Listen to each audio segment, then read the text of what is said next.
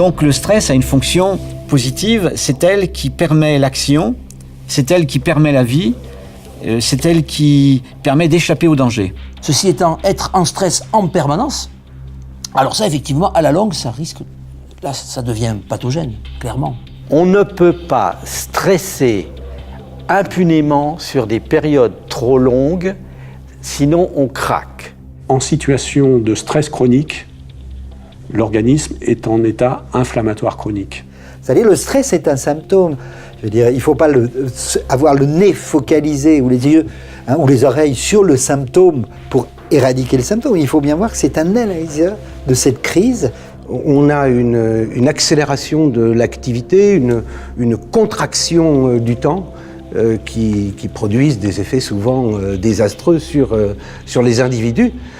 Ceci d'autant plus que les nouveaux modes d'organisation ont souvent individualisé les travailleurs. Quand on est dans une forme de dépendance économique, on a peur de perdre un marché. Et je dirais le sentiment de solitude, en particulier du dirigeant, peut être d'autant plus important. On s'est aperçu qu'il n'y a pas que les salariés qui souffrent, il y a aussi le dirigeant. Et peut-être c'est une souffrance dont on ne parle pas assez. En France, quasiment tous les jours, 2 patrons de PME qui se suicident.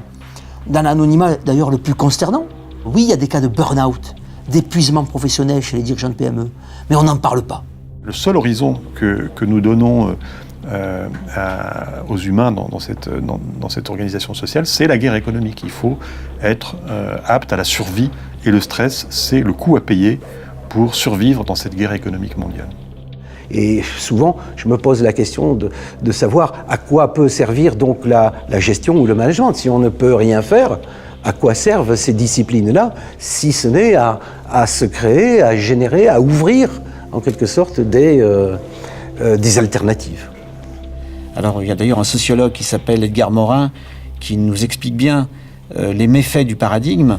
Un paradigme, nous dit-il, c'est ce qui prescrit et ce qui proscrit, c'est-à-dire c'est ce qui nous ordonne de penser d'une certaine façon et ce qui nous interdit de penser d'une autre. Or aujourd'hui, visiblement, il faut mobiliser de nouvelles ressources, d'autres ressources cognitives pour penser le développement stratégique différemment.